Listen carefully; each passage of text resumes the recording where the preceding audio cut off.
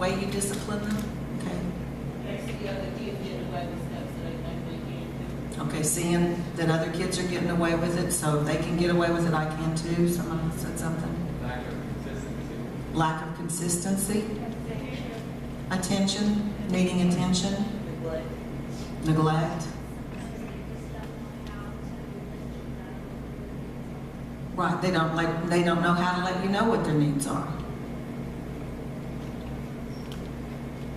Yeah, I was just saying the same thing. She said they just don't have the words to tell you. They Right. need the words. Yeah, we're real cognitive, aren't we? And so we're looking for words. But when it comes to emotions, emotions override cognitions. I'm going to say that again. Emotions override cognitions.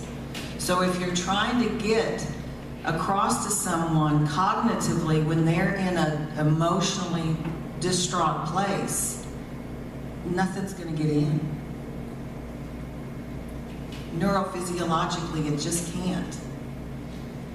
It goes back to the little scenario that we did. The little girl was hungry, and that's all she could think about. And for kids who are adopted children or who are foster children, that's a transition. Of course, going from one thing to another is a transition, and that's difficult for those kinds of children that have had those experiences, because transitions mean something bad happened. And then the second thing is, some of them may not have been fed. Some of them may have gone days and days without having any food, or a bottle with sour milk. I mean, we don't always know those things. So hunger then becomes life or death in their experience. And it's in their experience. It's not that anybody's not taken care of, you know, once they get into better circumstances. But it's from their perspective. It's, I'm going to die if I don't get that right now, because if I don't get it now, I may not ever get it, because I didn't get it. So any other reasons why children misbehave? I think they're just wanting them to... I was thinking about conflicts between parents. You think that would Conflicts between parents? Yeah, that's scary for children from what they've told me. Fear. Yeah, most misbehavior that I know, I'm aware of, is fear-driven. We just don't look at the fear because we're so busy looking at the behavior.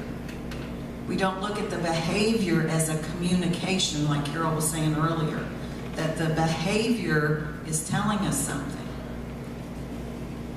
I mean, if you think about it, what about your behavior? If you think about your own behavior, when you behave badly, is it because you're in a good mood? No. You're not in a good mood then. You're not in your heart. You're not in your heart space. You're not in a loving place within yourself. So we misbehave even as adults because we're stressed out. We're not in the thinking part of our brain. We're in a reactive place where we're afraid we're not going to get something, or someone's going to put something over on us. You know. So there's some fear that's driving the behavior. What about, how do you manage